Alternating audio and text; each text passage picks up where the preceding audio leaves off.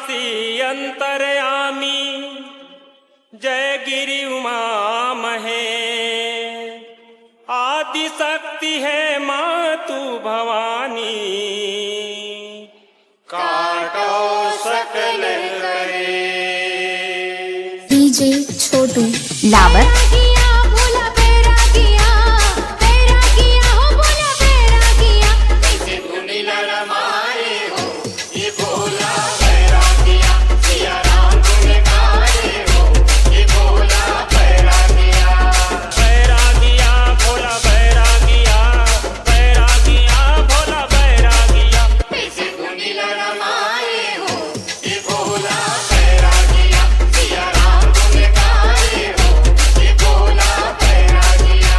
छोटू शिव बिना राम के जी राम बिना शिव के, शिव बिना राम के जी राम बिना शिव के, भक्ति बिना मुक्ति न होए कोनो जीव के, भक्ति बिना मुक्ति न होए कोनो जीव के।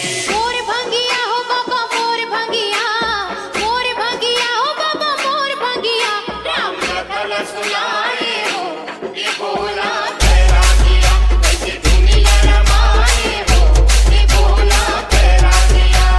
बैरागिया भोला बैरागिया, बैरागिया भोला बैरागिया, कैसे दुनिया रमाए हो डीजे छोटू लावर।